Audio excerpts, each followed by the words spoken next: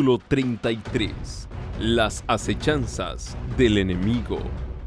La gran controversia entre Cristo y Satanás, sostenida desde hace cerca de 6.000 años, está por terminar, y Satanás redobla sus esfuerzos para hacer fracasar la obra de Cristo en beneficio del hombre y para sujetar las almas en sus lazos.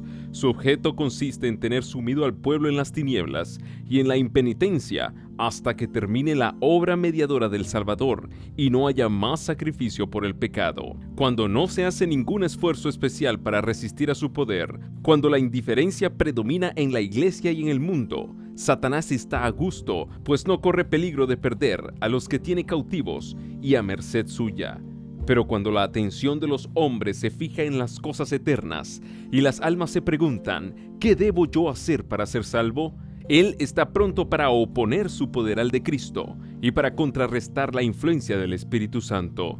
Las Sagradas Escrituras declaran que en cierta ocasión, cuando los ángeles de Dios vinieron para presentarse ante el Señor, Satanás vino también con ellos, Job 1:6, no para postrarse ante el Rey Eterno, sino para mirar por sus propios y malévolos planes contra los justos.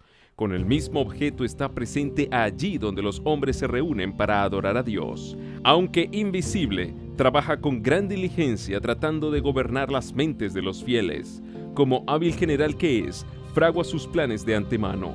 Cuando ve al ministro de Dios escudriñar las Escrituras, toma nota del tema que va a ser presentado a la congregación y hace uso de toda su astucia y pericia para arreglar las cosas de tal modo que el mensaje de vida no llegue a aquellos a quienes está engañando precisamente respecto del punto que se ha de tratar. Hará que la persona que más necesite la admonición se vea apurada por algún negocio que requiera su presencia o impedida de algún otro modo de oír las palabras que hubiesen podido tener para ella sabor de vida para vida. Otras veces Satanás ve a los siervos del Señor agobiados al comprobar las tinieblas espirituales que envuelven a los hombres. Oye sus ardientes oraciones en que piden a Dios gracia y poder para sacudir la indiferencia y la indolencia de las almas. Entonces despliega sus artes con nuevo ardor. Tienta a los hombres para que cedan a la glotonería o a cualquier otra forma de sensualidad y adormece de tal modo su sensibilidad que dejan de oír precisamente las cosas que más necesitan saber. Bien sabe Satanás que todos aquellos a quienes pueda inducir a descuidar la oración y el estudio de las Sagradas Escrituras serán vencidos por sus ataques. De aquí que invente cuanta estratagema le es posible para tener las mentes distraídas. Siempre ha habido una categoría de personas que profesan santidad y que en lugar de procurar crecer en el conocimiento de la verdad, hacen consistir su religión en buscar alguna falta en el carácter de aquellos con quienes no están de acuerdo o algún error en su credo. Son los mejores agentes de Satanás. Los acusadores de los hermanos no son pocos, siempre son diligentes cuando Dios está obrando y cuando sus hijos le rinden verdadero homenaje. Son ellos los que dan falsa interpretación a las palabras y acciones de los que aman la verdad y la obedecen. Hacen pasar a los más serios, celosos y desinteresados siervos de Cristo por engañados o engañadores. Su obra consiste en desnaturalizar los móviles de toda acción buena y noble, en hacer circular insinuaciones malévolas y despertar sospechas en las mentes poco experimentadas.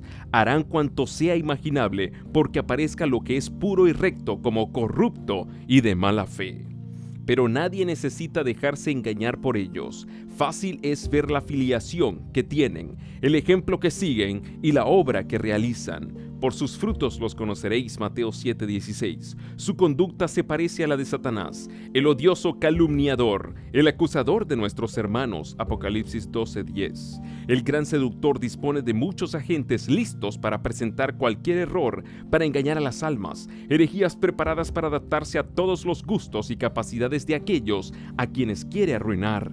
Parte de su plan consiste en introducir en la iglesia elementos irregenerados y faltos de sinceridad, elementos que fomenten la duda y la incredulidad y sean un obstáculo para todos los que desean ver adelantar la obra de Dios y adelantar con ella. Muchas personas que no tienen verdadera fe en Dios ni en su palabra aceptan algún principio de verdad y pasan por cristianos, y así se hallan en condición de introducir sus errores como si fueran doctrinas de las Escrituras. La teoría según la cual nada importa lo que los hombres creen es uno de los engaños que más éxito da a Satanás.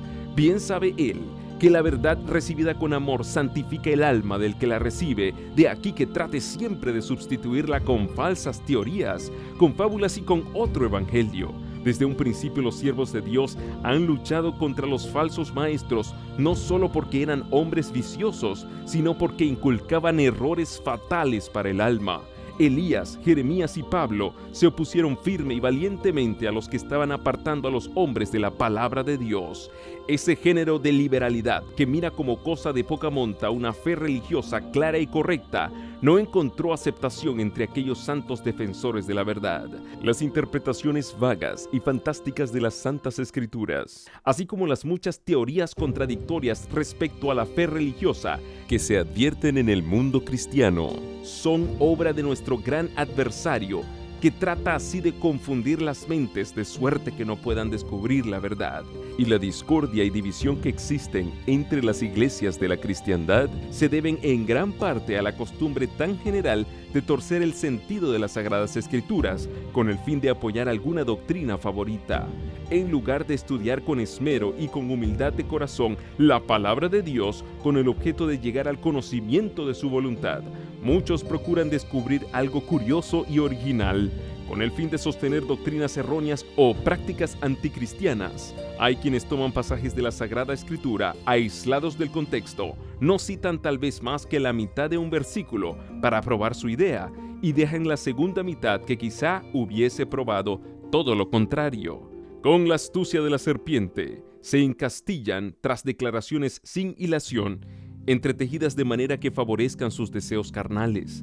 Es así como gran número de personas pervierten con propósito deliberado la palabra de Dios. Otros, dotados de viva imaginación, toman figuras y símbolos de las Sagradas Escrituras y los interpretan según su capricho, sin reparar en que la Escritura declara ser su propio intérprete, y luego presentan sus extravagancias como enseñanzas de la Biblia. Siempre que uno se da al estudio de las Escrituras, sin estar animado de un espíritu de oración y humildad, susceptible de recibir enseñanza, los pasajes más claros y sencillos, como los más difíciles, serán desviados de su verdadero sentido. Los dirigentes papales escogen en las Sagradas Escrituras los pasajes que mejor convienen a sus propósitos, los interpretan a su modo y los presentan luego al pueblo, a quien rehúsan al mismo tiempo el privilegio de estudiar la Biblia y de entender por sí mismos sus santas verdades. Toda la Biblia debería ser dada al pueblo tal cual es.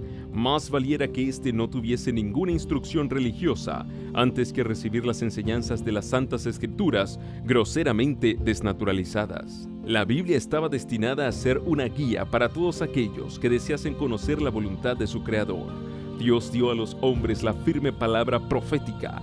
Ángeles y hasta el mismo Cristo vinieron para dar a conocer a Daniel y a Juan las cosas que deben acontecer en breve.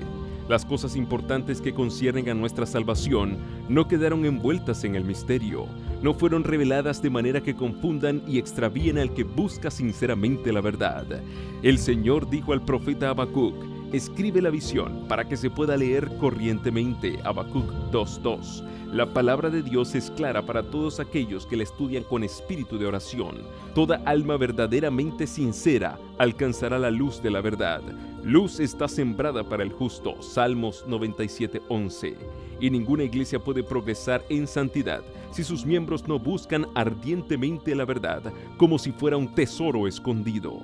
Los altares de liberalidad ciegan a los hombres para que no vean las acechanzas de su adversario, mientras que éste sigue trabajando sin cesar y sin cansarse hasta cumplir sus designios. Conforme va consiguiendo suplantar la Biblia por las especulaciones humanas, la ley de Dios va quedando a un lado y las iglesias caen en la esclavitud del pecado mientras pretenden ser libres. Para muchos, las investigaciones científicas se han vuelto maldición. Al permitir todo género de descubrimientos en las ciencias y en las artes, Dios ha derramado sobre el mundo raudales de luz, pero aún los espíritus más poderosos, si no son guiados en sus investigaciones por la palabra de Dios, se extravían en sus esfuerzos por encontrar las relaciones existentes entre la ciencia y la revelación. Los conocimientos humanos, tanto en lo que se refiere a las cosas materiales como a las espirituales, son limitados e imperfectos. De aquí que muchos sean incapaces de hacer armonizar sus nociones científicas con las declaraciones de las Sagradas Escrituras. Son muchos los que dan por hechos científicos lo que no pasa de ser meras teorías y elucubraciones, y piensan que la palabra de Dios debe ser probada por las enseñanzas de la falsamente llamada ciencia. 1 Timoteo 6:20. El Creador y sus obras les resultan incomprensibles, y como no pueden explicarlos por las leyes naturales, consideran la historia bíblica como si no mereciese fe. Los que dudan de la verdad de las narraciones del Antiguo Testamento y del Nuevo, dan a menudo un paso más y dudan de la existencia de Dios y atribuyen poder infinito a la naturaleza. Habiendo perdido su ancla, son arrastrados hacia las rocas de la incredulidad. Es así como muchos se alejan de la fe y son seducidos por el diablo. Los hombres procuraron hacerse más sabios que su Creador. La filosofía intentó sondear y explicar los misterios que no serán jamás revelados en el curso infinito de las edades. Si los hombres se limitasen a escudriñar y comprender tan solo lo que Dios les ha revelado respecto de sí mismo y de sus propósitos, llegarían a tal concepto de la gloria, majestad y poder de Jehová que se darían cuenta de su propia pequeñez y se contentarían con lo que fue revelado para ellos y sus hijos. Una de las seducciones magistrales de Satanás consiste en mantener a los espíritus de los hombres investigando y haciendo conjeturas sobre las cosas que Dios no ha dado a conocer y que no quiere que entendamos. Así fue como Lucifer perdió su puesto en el cielo. Se indispuso porque no le fueron revelados todos los secretos de los designios de Dios y no se fijó en lo que le había sido revelado respecto a su propia obra y al elevado puesto que le había sido asignado. Al provocar el mismo descontento entre los ángeles que estaban bajo sus órdenes, causó la caída de ellos. En nuestros días, trata de llenar las mentes de los hombres con el mismo espíritu y de inducirlos además a despreciar los mandamientos directos de Dios. Los que no quieren aceptar las verdades claras y contundentes de la Biblia están siempre buscando fábulas agradables que tranquilicen la conciencia. Mientras menos apelen a la espiritualidad, a la abnegación y a la humildad, las doctrinas presentadas, mayor es la aceptación de que gozan. Esas personas degradan sus facultades intelectuales para servir sus deseos carnales, demasiado sabias en su propia opinión para escudriñar las santas escrituras. Con contrición y pidiendo ardientemente a Dios que las guíe, no tienen escudo contra el error. Satanás está listo para satisfacer los deseos de sus corazones y poner las seducciones en lugar de la verdad. Fue así como el papado estableció su poder sobre los hombres, y al rechazar la verdad porque entraña una cruz, los protestantes siguen el mismo camino. Todos aquellos que descuiden la palabra de Dios para procurar su comodidad y conveniencia a fin de no estar en desacuerdo con el mundo, serán abandonados a su propia suerte y aceptarán herejías condenables que considerarán como verdad religiosa. Los que rechacen voluntariamente la verdad concluirán por aceptar todos los errores imaginables, y alguno que mire con horror cierto engaño aceptará gustosamente otro. El apóstol Pablo, hablando de una clase de hombres que no admitieron el amor de la verdad para que fuesen salvos, declara: por esto Dios les envía la eficaz operación de error, a fin de que crean a la mentira, para que sean condenados todos aquellos que no creen a la verdad, sino que se complacen en la injusticia. 2 de Tesalonicenses 2, 10 al 12. En vista de semejante advertencia, nos incumbe ponernos en guardia con respecto a las doctrinas que recibimos. Entre las trampas más temibles del gran seductor figuran las enseñanzas engañosas y los fementidos milagros del espiritismo. Disfrazado como ángel de luz, el enemigo tiende sus redes donde menos se espera. Si tan solo los hombres quisieran estudiar el libro de Dios, orando fervientemente por comprenderlo, no serían dejados en las tinieblas para recibir doctrinas falsas, pero como rechazan la verdad, resultan presa fácil para la seducción. Otro error peligroso es el de la doctrina que niega la divinidad de Cristo y asevera que Él no existió antes de su venida a este mundo. Esta teoría encuentra aceptación entre muchos que profesan creer en la Biblia y sin embargo contradice las declaraciones más positivas de nuestro Salvador respecto a sus relaciones con el Padre, a su divino carácter y a su preexistencia. Esta teoría no puede ser sostenida sino violentando el sentido de las Sagradas Escrituras del modo más incalificable. No solo rebaja nuestro concepto de la obra de redención, sino que también socava la fe en la Biblia como revelación de Dios. Al par que esto hace tanto más peligrosa dicha teoría, la hace también más difícil de combatir. Si los hombres rechazan el testimonio que dan las Escrituras inspiradas acerca de la divinidad de Cristo, inútil es querer argumentar con ellos al respecto, pues ningún argumento, por convincente que fuese, podría hacer mella en ellos. El hombre natural no recibe las cosas del Espíritu de Dios, porque le son insensatez, ni las puede conocer, por cuanto se disciernen espiritualmente. 1 Corintios 2:14. Ninguna persona que haya aceptado este error puede tener justo concepto del carácter o de la misión de Cristo, ni del gran plan de Dios para la redención del hombre. Otro error sutil y perjudicial que se está difundiendo rápidamente consiste en creer que Satanás no es un ser personal, que su nombre se emplea en las Sagradas Escrituras únicamente para representar los malos pensamientos y deseos de los hombres. La enseñanza tan generalmente proclamada desde los púlpitos de que el segundo advenimiento de Cristo se realiza a la muerte de cada individuo es una estratagema que tiene por objeto distraer la atención de los hombres de la venida personal del Señor en las nubes del cielo. Hace años que Satanás ha estado diciendo: «He aquí, está en las cámaras», Mateo 24, 23 al 26, y muchas almas se han perdido por haber aceptado este engaño. Por otra parte, la sabiduría mundana enseña que la oración no es de todo punto necesaria. Los hombres de ciencia declaran que no puede haber respuesta real a las oraciones, que esto equivaldría a una violación de las leyes naturales, a todo un milagro y que los milagros no existen. Dicen que el universo está gobernado por leyes inmutables y que Dios mismo no hace nada contrario a esas leyes, de suerte que representan a Dios ligado por sus propias leyes, como si la operación de las leyes divinas excluyese la libertad divina. Tal enseñanza se opone al testimonio de las Sagradas Escrituras. ¿Acaso Cristo y sus apóstoles no hicieron milagros? El mismo Salvador compasivo vive en nuestros días y está tan dispuesto a escuchar la oración de la fe como cuando andaba en forma visible entre los hombres. Lo natural coopera con lo sobrenatural. Forma parte del plan de Dios concedernos, en respuesta a la oración hecha con fe, lo que no nos daría si no se lo pidiésemos así. Innumerables son las doctrinas erróneas y las ideas fantásticas que imperan en el seno de las iglesias de la cristiandad. Es imposible calcular los resultados deplorables que acarrea la eliminación de una sola verdad de la palabra de Dios. Pocos son los que, habiéndose aventurado a hacer cosa semejante, se contentan con rechazar lisa y llanamente una sencilla verdad.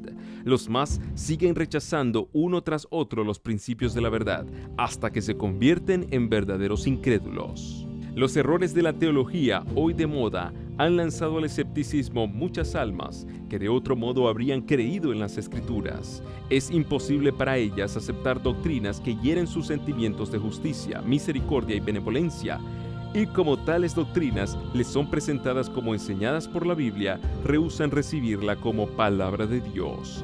Y ese es el objeto que Satanás trata de conseguir. Nada desea él tanto como sustituir la confianza en Dios y en su palabra. Satanás se encuentra al frente de los grandes ejércitos de los que dudan y trabaja con inconcebible energía para seducir a las almas y atraerlas a sus filas. La duda está de moda hoy. Una clase muy numerosa de personas mira la palabra de Dios con la misma desconfianza con que fue mirado su autor, porque ella reprueba y condena el pecado. Tratan de echar por tierra su autoridad. Si leen la Biblia o escuchan sus enseñanzas proclamadas desde el púlpito, es tan solo para encontrar errores en las Santas Escrituras o en el sermón. No son pocos los que se vuelven incrédulos para justificarse o para disculpar su descuido del deber. Otros adoptan principios escépticos por orgullo e indolencia.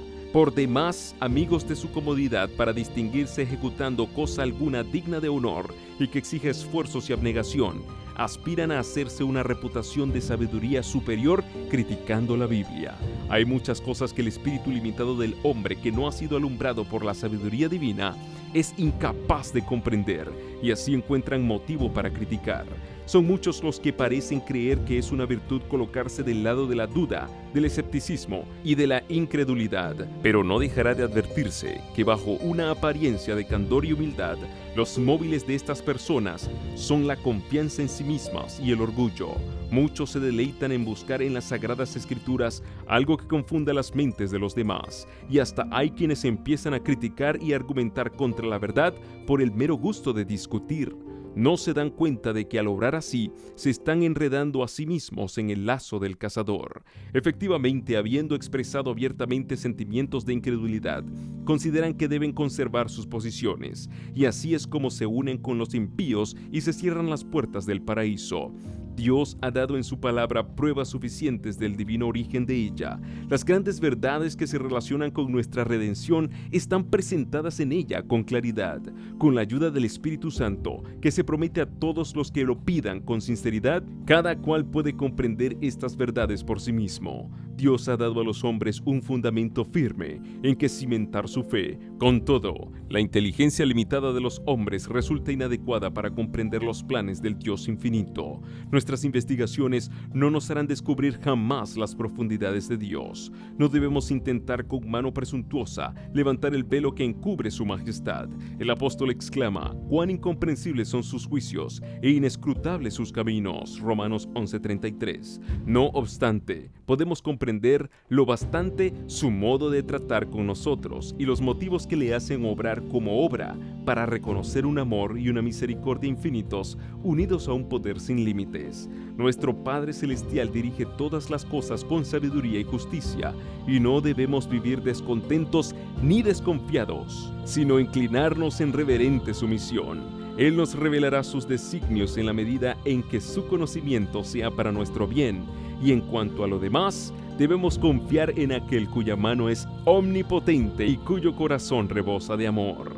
Si bien es cierto que Dios ha dado pruebas evidentes para la fe, Él no quitará jamás todas las excusas que pueda haber para la incredulidad. Todos los que buscan motivos de duda los encontrarán, y todos los que rehúsan aceptar la palabra de Dios y obedecerla antes que toda objeción haya sido apartada y que no se encuentre más motivo de duda, no llegarán jamás a la luz. La desconfianza hacia Dios es producto natural del corazón irregenerado, que está en enemistad con Él. Pero la fe es inspirada por el Espíritu Santo y no florecerá más que a medida que se la fomente. Nadie puede robustecer su fe sin un esfuerzo determinado. La incredulidad también se robustece a medida que se la estimula, y si los hombres, en lugar de meditar en las evidencias que Dios les ha dado para sostener su fe, se permiten ponerlo todo en tela de juicio y entregarse a cavilaciones, verán confirmarse más y más sus dudas.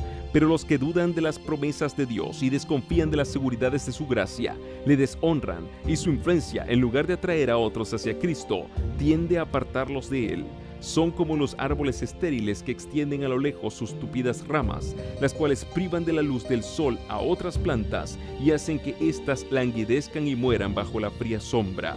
La carrera de esas personas resultará como un acto continuo de acusación contra ellas. Las semillas de duda y escepticismo que están propagando producirán infaliblemente su cosecha. No hay más que una línea de conducta que puedan seguir los que desean sinceramente librarse de las dudas. En lugar de ponerlo todo en tela de juicio y de entregarse a cavilaciones acerca de cosas que no entienden, presten atención a la luz que ya está brillando en ellos y recibirán aún más luz. Cumplan todo deber que su inteligencia ha entendido, y así se pondrán en condición de comprender y realizar también los deberes respecto a los cuales les quedan dudas. Satanás puede presentar una impostura tan parecida a la verdad que engaña a todos los que están dispuestos a ser engañados y que retroceden ante la abnegación y los sacrificios reclamados por la verdad. Pero no puede de ningún modo retener en su poder una sola alma que desee sinceramente y a todo trance conocer la verdad. Cristo es la verdad y la luz verdadera que alumbra a todo hombre que viene a este mundo. Juan 1:9. El Espíritu de verdad ha sido enviado para guiar a los hombres en toda verdad.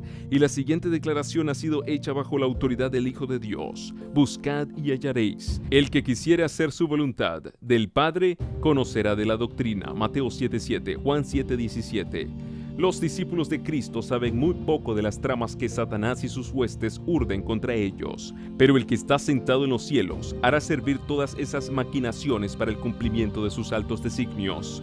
Si el Señor permite que su pueblo pase por el fuego de la tentación, no es porque se gocen sus penas y aflicciones, sino porque esas pruebas son necesarias para su victoria final. Él no podría, en conformidad con su propia gloria, preservarlo de la tentación, pues el objeto de la prueba es precisamente prepararlo para resistir a todas las seducciones del mal. Ni los impíos ni los demonios pueden oponerse a la obra de Dios o privar de su presencia a su pueblo, siempre que éste quiera con corazón sumiso y contrito confesar y abandonar sus pecados y aferrarse con fe a las promesas divinas. Toda tentación, toda influencia contraria, ya manifiesta o secreta, puede ser resistida victoriosamente. No por esfuerzo ni con poder, sino por mi espíritu, dice Jehová de los ejércitos. Zacarías 4:6.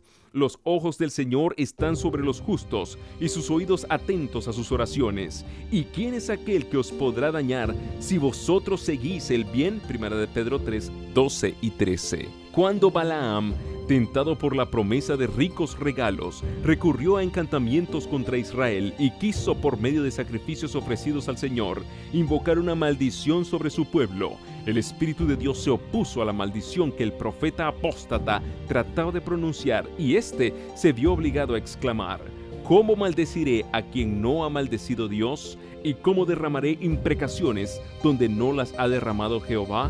Muera yo de la muerte de los justos, y sea mi postrimería como la suya. Después de haber ofrecido otro sacrificio, el profeta impío dijo: he aquí que yo he recibido comisión para bendecir. Sí, él ha bendecido, y no podré yo revocarlo.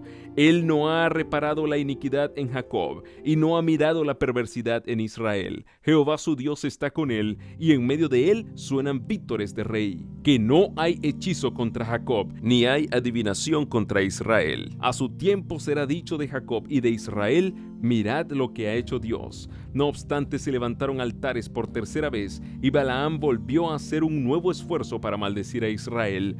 Pero por los labios rebeldes del profeta, el Espíritu de Dios anunció la prosperidad de su pueblo escogido y censuró la locura y maldad de sus enemigos. Sean benditos los que te bendicen y malditos los que te maldicen. Números 23:8, 10, 20, 21, 23, 24, 9.